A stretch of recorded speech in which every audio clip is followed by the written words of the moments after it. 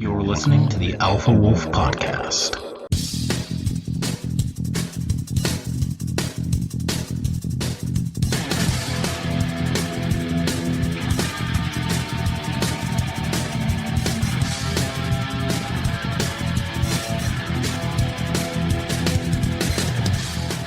Hello everybody, this is Sergeant Major Rose, Wolf 7, and we're here today to talk about a subject that I've been asked about several times since I've been in here, and it's probably one of the top subjects that has been talked about for the 3 months that I've been here, and it's block leave and what's going to happen at block leave.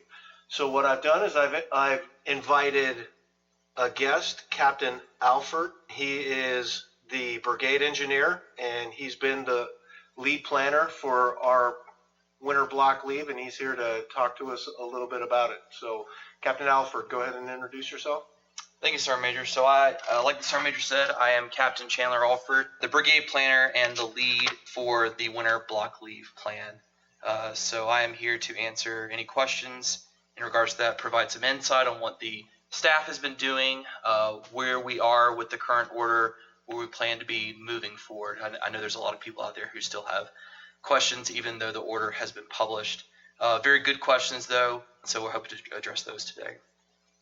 Okay, so before we get into the questions, I want to talk to the audience about block leave and what we think about up here at the headquarters about the situation that's going on inside of the brigade right now. So when I first came in, we went, the senior leaders of the brigade went and sat down and talked about how this brigade was going to move forward.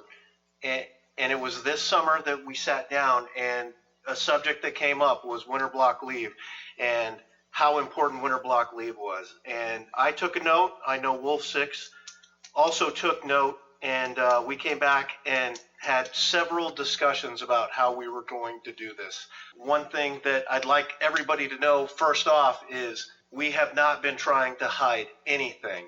If it seems as if the brigade has not been communicating about block leave, it's because we didn't want to say anything that was going to be wrong. So me and Wolf 6 have talked several times about block leave and what it needs to look like and how important it is for this organization to be able to take some leave and what that leave looks like.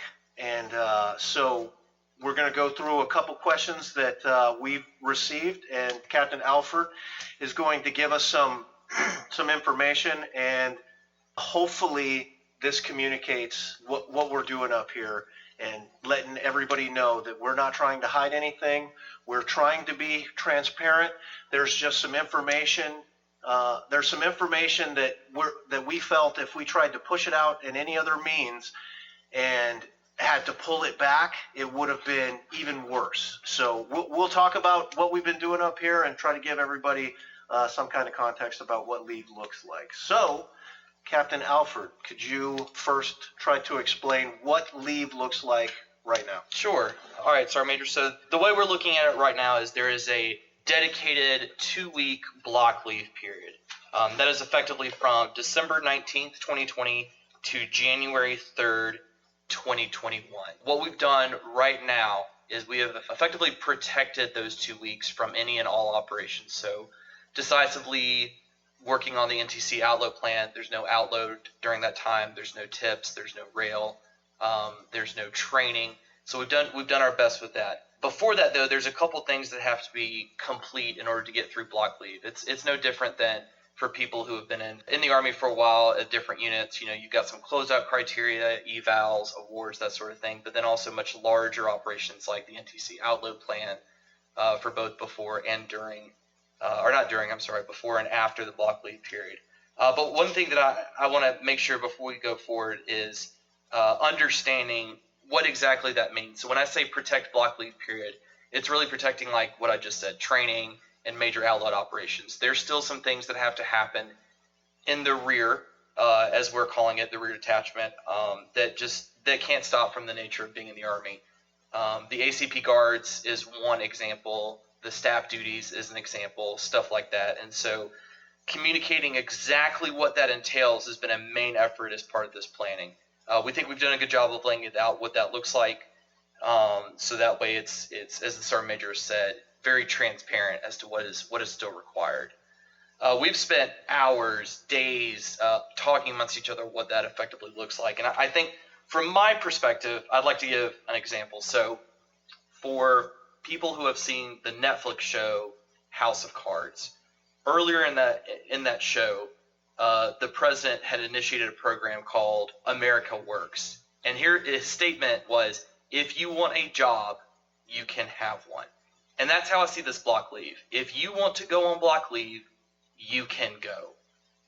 In order to make that happen, we have to do deliberate planning for before, during, and after the block leave period.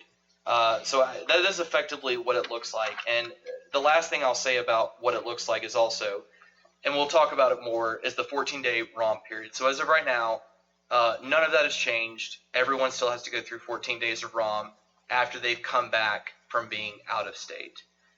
In full transparency, that plan has not been approved, and it hasn't really been flushed out. Once it is get approved, we absolutely promise that we'll push it out as quickly and fast as we can to make sure people are knowing what's going to happen once they get back into the state. So that 14-day ROM period is going to be right after the block leaves, so the 4th of January to the 17th. And then right after that, we'll go straight into normal brigade operations. So that's the basic laydown, Sergeant Major. So the plan that we have to look at, it's a plan that is designed around the current state that we're in right now, meaning the current state of COVID that we're in right now is how we've had to lay this plan out. That's why we're talking about a 14-day ROM, because that's the current status of what we'd have to do. So that's the way that we have to lay the plan out. So conditions can change. Is there anything that you can say about that? Absolutely. So Sergeant Major nailed it straight on the head. Conditions can change. I believe that we have a say in that. If we continue to do what General Order 1 says, if we continue to enforce those protection measures, wearing a mask at all times, 6 feet distance apart from each other, that's going to protect your block leave. I think it's really ironic that this is the block leave plan, because block leave isn't really the problem set that we're looking at. It's everything surrounding block leave. How we take care of and suppress COVID, that's going to affect block leave. How we plan NTC, that's how we're going to affect block leave. So I think that's absolutely right, is we got to continue to be aware that, hey, if the COVID situation changes, that's going to change how we affect block leave. But like I said, I think that we as a formation have a say in that. If we continue to do the right thing, we will absolutely be creators of our own destiny and be able to protect our own block leave. As we get new stuff, we'll obviously let people know. That's sort of where our head's at right now. And so I want to highlight something that you said, talking about General Order number 1 and following everything that happened or everything that's laid out in General Order number 1. Number 1, that shows discipline inside of our unit. And if we continue to show discipline, then we show our higher headquarters that we're able to do things that they may be uncomfortable with us doing if we're not showing that level of discipline. So I agree with you absolutely, and want to highlight and tell the audience, make sure that we're following this General Order number 1. Make sure we're following all of the COVID mitigations that have been laid out to us. If we have lapses in that General Order, then we're going to reduce the possibility of us being able to do things, and I'm not saying necessarily block leave, but things like block leave that we want to. So continue to be disciplined about General Order number 1, but it also leads to another topic that I'd like you to talk about, and it's General Order number 1 and what that looks like for leave. When I'm signed out on leave, does General Order number 1 all of a sudden not apply to me? Absolutely not. So to be clear across the board, these general orders affect the soldier and not the location. So if you choose to go out of state for leave, you are still under General Order number 1. You can't go out to restaurants. You have to maintain 6 feet apart. while also still following the guidelines of the state or location that you'll ultimately be going to. And I think that it's not just the general order that the formation should be worried or concerned about when they go out of state. In more of a sense of, oh, if I don't do this, then I'm going to get in trouble. It's to protect the soldiers, and it's to protect your block leave. So when we say don't go out to restaurants, or I'm sorry, not me, but when the general order says don't go to restaurants, maintain 6 feet, wear your mask at all times, it's to not only protect the soldiers and those of you out there listening from the virus, but it's also to protect your block leave. So again, as we discussed beforehand, if there's a change in the COVID situation in the negative direction, there's a chance that across the board we may not be able to take leave. That could be an Army directive, it could be an Alaska directive. The uncertainty to that, we just don't know. But the way to protect that is by following the general order. So to answer the Sergeant Major's point, if you go out of leave, you still have to maintain the general order. All right, so one of the questions that's been asked the most, and I think we've kind of answered it, but I want to be absolutely clear, and I'd like you to talk through this. People want to know if they're allowed to go to the lower 48 for leave. So can you talk through where people can go for leave and what they need to do to go any specific place? Sure, Sergeant Major. So as much as I would love to personally say, yes, you can go to leave to X location, I am not a commander. So ultimately it is up to the command teams to decide what that entails. From the brigade's perspective, if you as a listener want to go to Las Vegas to go on the Strip, if you want to go to the beaches in Florida, if you want to go to overseas to Europe, it's not really a matter of you cannot go to this location. It's a matter of you explaining to your chain of command why you want to go to your location. So I'll give you an example of a discussion that I had with a company commander yesterday. So there's someone who has family that is in Africa. And so the conversation becomes, okay, so what is that country's COVID situation? What are they going to do to mitigate the measures if they're going there? And it ultimately becomes the company commander's decision if that soldier can go on leave. And the way that we're viewing it is that if that commander brings that soldier situation to the battalion commander and sells it saying, hey, this soldier, I'm recommending to go on leave to this country, this city, this state because of X, Y, and Z, then that battalion commander will look at that and say, okay, I'm going to recommend yes or no to the brigade commander. And what I will tell you, what Wolf 6 has told us is he is entrusting that battalion and company leadership to make that call. In no way is he saying, I'm banning, for example, Minnesota, Ohio, and Washington for whatever reason. He has made it very clear that he is entrusting your leadership to be able to look at those justifications. I think that's a wonderful way to look at it. There's nothing more frustrating than having somebody, 4 or 5 levels above you say no, and you just don't understand why, because maybe they don't understand the full situation. So I think this is an excellent plan. For those listeners out there, if you do want to go to a high-risk area, if you do want to go international, make sure that you have all the information you need, present your case to your commander, and I think whatever comes out will be best for everyone. And again, we're talking through what the environment is right now. And I want to make this clear. I want to kind of lay this out a little bit so people understand. For you to go to a high-risk area for leave, it takes Wolf 6's approval. So that doesn't necessarily mean that regardless of where you want to go, that's going to make it up to Wolf 6. You're going to take your location and you're going to brief your chain of command on it first. And it's going to go all the way through your chain of command to Wolf 6. And at each one of those levels, somebody can take a look at where you're going and go, I don't think that's a smart place to go, and not approve you to go to that location. So understand, talking to everybody's chain of command, talking to all the battalion commanders and battalion CSMs, everybody wants everybody to be able to go on leave. And we really want people to be able to go where they want to on leave. But we need to understand that the environment in the world right now isn't necessarily the environment where leave is, where going to the Las Vegas Strip is necessarily a great leave plan.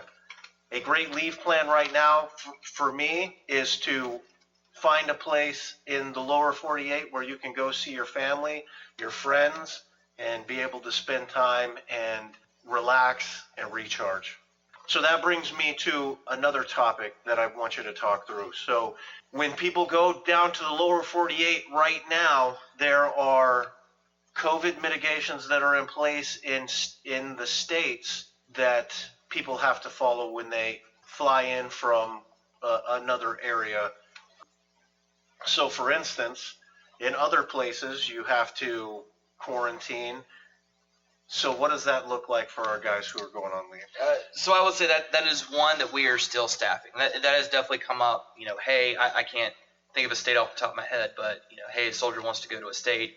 That state requires you to go through a 14-day quarantine before you can go out. I mean, that's 14 days you're having to stay in a hotel or family's house or whatever, and not going out and enjoying that location. There's questions that have come up as, am I going to be charged leave? Will I be able to have an extended time down there and go past the brigade's block leave so that I can enjoy my family? And in full transparency, we don't have the answers. We are making sure that we are doing the right thing and providing guidance that is morally, ethically, and legally correct. So there is more to follow. And with that, I'll say that there are other RFIs out there where I know soldiers, ask the question, there's an answer, and they're not satisfied with the answer. And I totally get it. I'm very empathetic.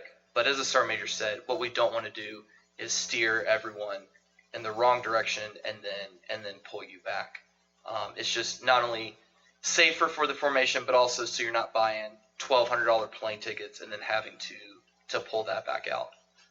And so basically, people have to really look at the location that they're going to on leave, because we can't underwrite a state's rules. Exactly, and so that's the concern. The concern is you'll have to take a look at your location, and that's why up here at the headquarters, Wolf 6 has made it clear that he is not explicitly giving hard no's to locations, because to be honest with you, there are states that are saying hard no's, right? So we may say you can go to this state, but be advised you'll have to be quarantined for 14 days.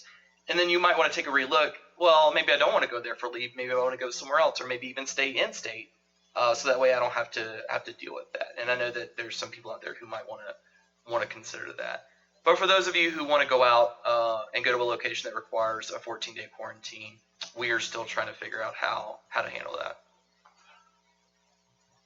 Okay, so there are some people here who have taken leave before. There are some people here who have probably never taken leave ever in their time frame. And taking leave now is different because there's an extra step that needs to be taken for your leave to happen, and that's really the exception to policy. And so, or ETP, for if you guys don't understand what ETP means, it's an exception to policy. And so we have to have exceptions to policies approved before people can take leave. So having said that, I want to put it out there. You should not be buying plane tickets until your exception to policy has been approved. And different exceptions to policies are approved at different levels. Can you talk through that? Sure. So as of right now, the way that Wolf 6 and your battalion commanders are handling it, and Sergeant Major Rose brought this up earlier, if you're going to a high-risk COVID area, the approving authority is Colonel Phillips. For low and medium risk, that is your battalion commanders. But I do want to back up a little bit in case there's people out there who don't maybe have a grip on, well, why are we doing ETPs? Why is there a whole process? As of right now, the Alaska policy is nobody can go on leave and nobody can go TDY. That is the policy. Recognizing that puts a danger to both the force and our mission in order to accomplish what we need to accomplish as a unit, the exception to policy process was created. And so, for example, if somebody needs to go to a school, or they need to go TDY to link up with adjacent units or higher headquarters, that might warrant a plane trip. So in order to do that, we submit an exception to the policy. Hey, I need to go do this in order to fulfill my mission set. And then depending on who the approving authorities, they say yes or no, and to make sure mitigations are in place for COVID. Now, that's a very short explanation to a very complicated process, but that's the whole reason that we have to do this. Current policy does not allow people to just leave like they did before COVID, and so by creating this creating this process, this gives people a chance, in this case, to go on leave. So the way that the ETP approval process works is if you are going to a high-risk COVID area, state, country, what have you, that is approved by Wolf 6. For those low and medium risk, that is approved by your battalion commanders. And the way that you find out is there's a website out there. You can Google ARCGIS, ARCGIS, and there are maps out there that will show you, hey, you click on a state. In some cases, you can actually click on counties in lower 48 and see what the situation down there. For those commanders out there, you have your Advantage tool to be able to look and confirm what the situation is down there. And so ultimately, if you were approved at that level, you're good to go. One question I did have come up on the net is who is signing these DA-31s? And I think that's a really good question because there is some confusion with that. So the way you can think about it is there's two documents. There's your normal DA-31, right, that you use for regular leave. That hasn't changed. That is signed by the appropriate approving authority. So in most cases, it's your company commander. Obviously, in the outlying cases of ETS, PCS, there's different approval authorities, but 90% of the time, it's going to be your company commander. What Sergeant Major Rose is talking about is this ETP. That is where your battalion commander and Rule 6 come in. So if you're going to, let's just say, a moderate risk area, you have your DA-31, which is signed by your company commander, and you have this ETP, which is signed by your battalion commander. If you're going to a high risk, it's Wolf 6. Those are effectively the two documents that will allow you to go on leave. And as Sergeant Major said, there's some risk associated with buying your plane ticket. So I will tell you, I have been in active Army for 8 years. I'm actually not going out of state, but I want to make sure that those of you that do want to go out of state are afforded that opportunity, which is why we're putting so much work into this. But I know if I wanted to go out of state, I know what those intricacies are of me buying a plane ticket right now. For those of you who may be new to the Army, new to the formation, you may not want to take that risk, and that's absolutely fine. In fact, that's what we would encourage you to do, is to not take that risk of losing that money in the event that the COVID situation changed. And that's why what we have communicated on the battalions is that we want to encourage you to take a look at what flight insurance looks like. We're not telling you to buy it. We're not ordering you to buy it. But what we want you to do is take a look at what that looks like. Some airlines actually will help you out if the COVID situation changes. You buy a ticket, you can't go on leave because the COVID change, they may, waive the fees. But then for some other airlines, they may use another insurance company. You have to go through the process. And I know it might sound a little tedious and painful, but I personally have had to go through a similar situation when I was stationed at Fort Hood and had to use flight insurance. You just talk to them, tell them what's going on, give them some documentation, and you'll be good to go.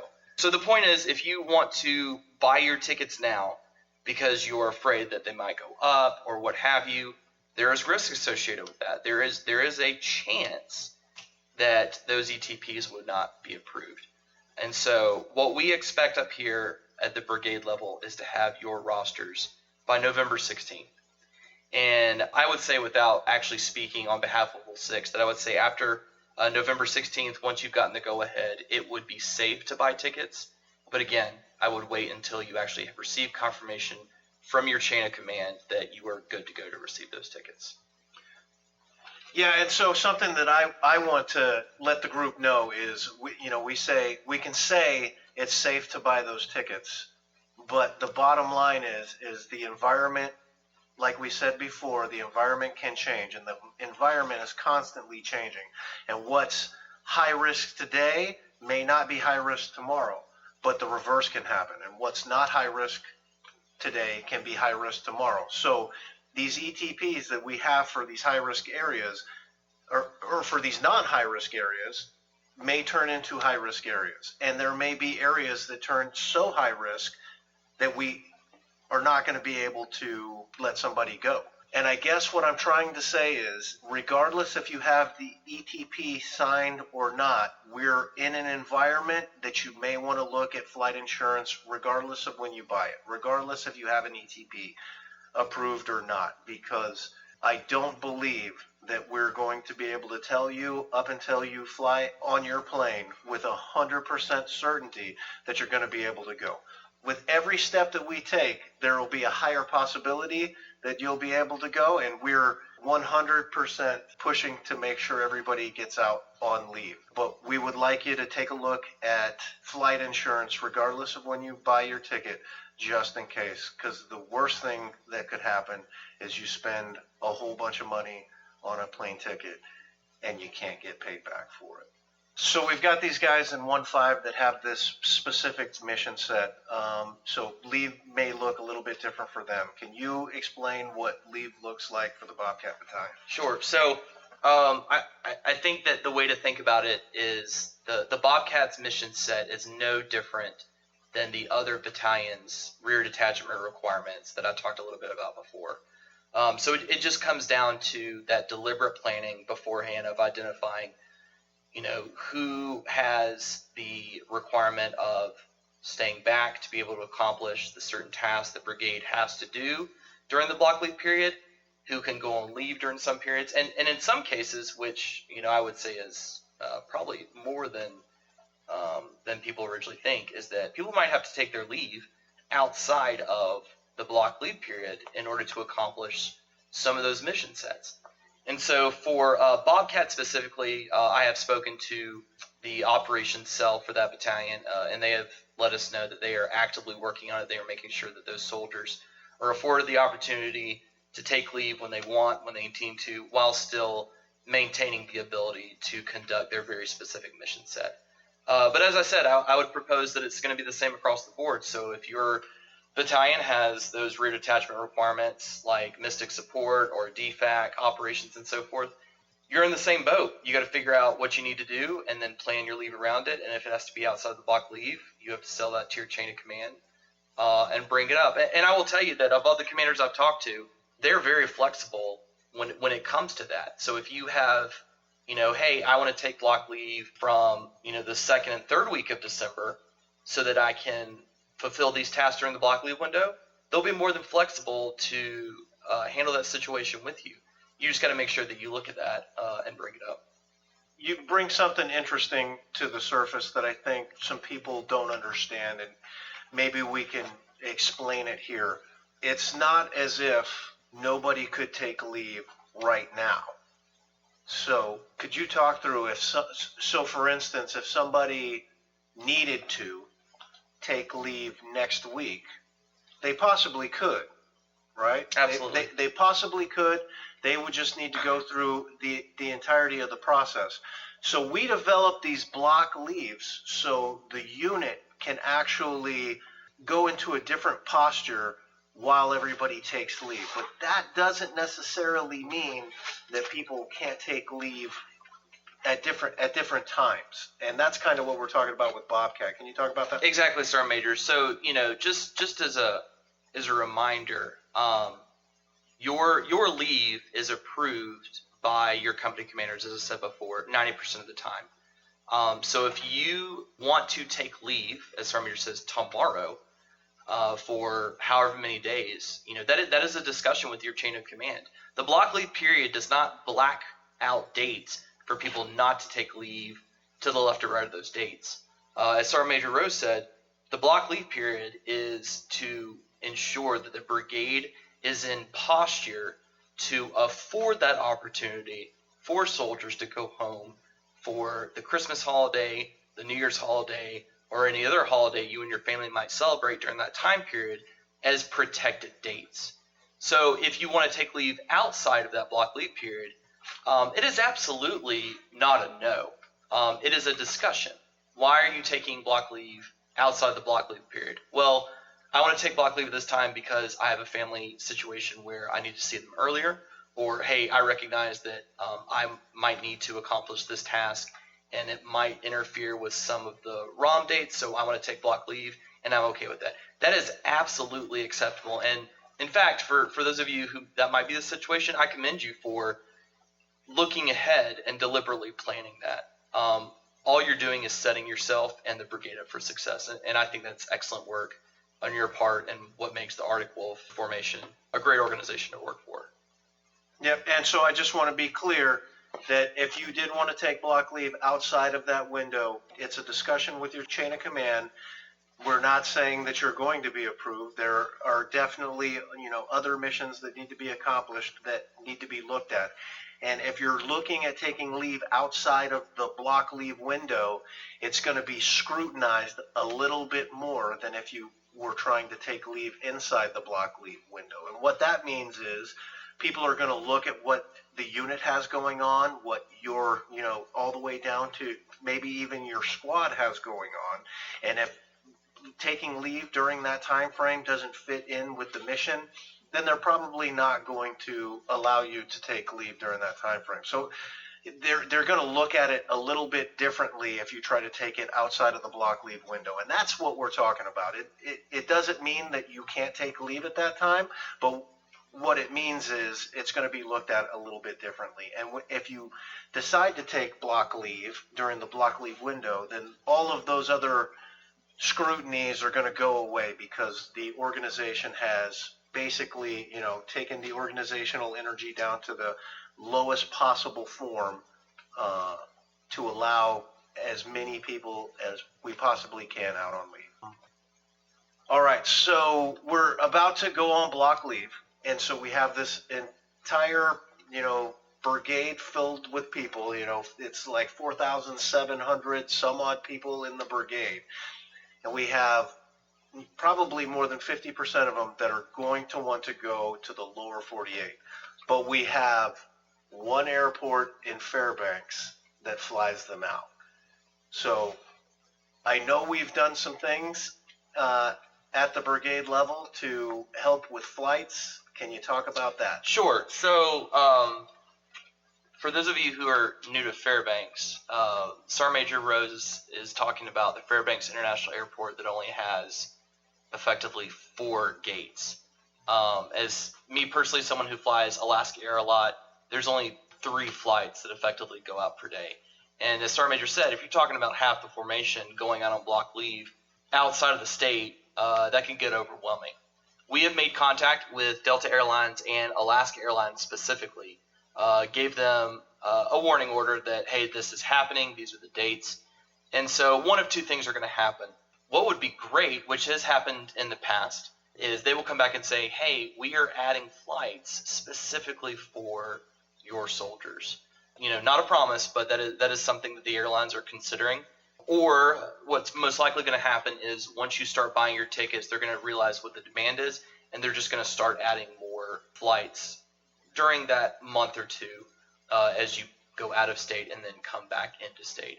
Of the 8 years that I've been in the Army and have gone through 8 iterations of block leave, I have never run into a situation where an airport was overwhelmed or somebody couldn't get a plane ticket. Maybe you're not going to get the plane ticket you want. Maybe your flight leaves at 02, but you will have a plane ticket. So we are still actively working on that. And then when we come out with the first change to the order, I expect that we will have answers from those airlines. Okay, so we've talked about what leave looks like. We talked about getting out on leave. Now, can you talk about what it's going to look like on the back end when somebody comes back to Fort Wainwright from leave? Right, Sergeant Major. So I think this is the most common question, at least from my foxhole, that has come up. What do we do for the 14 days of ROM? And so as a reminder, when you come home, regardless of if you take a test or not, and if you test negative, you still have to go through 14 days of being in ROM status. And there was a lot of confusion with that and what it looks like. It is not a true quarantine. For those of you who came back home from OIR, you were under a strict quarantine. The 14-day ROM post-block leave period is a little bit more lax. You can go outside of your building and stay within the immediate vicinity and do PT. You can get to go from the DFAC if you live on post. If you live off post, only going to those facilities to get touchless food. So ordering on your app and then going up to that specific parking spot and then having it give to you and not going into the restaurant. So a little bit more lax than a normal quarantine, but it is still, you have to stay in vicinity of your residence. And I know there's concerns out there about the soldiers who are in barracks that have community latrines. And again, in full transparency, we do not have a full flushed out plan yet. But the reason is because we think we have a way to where everyone can enjoy this time period, even if you are not taking leave, and not feel like you're punished for doing one thing or the other. So if you go out of state and you come back and you go somewhere that's, not your home in your barracks room, soldiers could feel that you were being punished because you went on leave. We absolutely don't want people to feel that way. So what we're trying to do is figure out what that looks like. We'll tell you the biggest constraint that has been given to us by our higher headquarters is we cannot mix people who are in ROM status with people who are not in ROM status if you are using a community latrine. I recognize that affects a very specific population for those who live in those community latrine barracks, and so we're still figuring out what that looks like. But I will tell you that once block leave comes around, we will absolutely have a plan, and it will not affect your travel plans. And the reason I say that is there was some discussion about redoing the JBER operation. So we had soldiers come home from OAR, quarantine in JBER for 14 days, and then come back to Wainwright. We are not doing that. That is absolutely something that we cannot support, both in personnel and in the barracks that are down there. That adds many requirements, and we don't want to add any more requirements to that. So we're looking at doing that ROM piece here within Wainwright and the Fairbanks area. But that's all we know for now.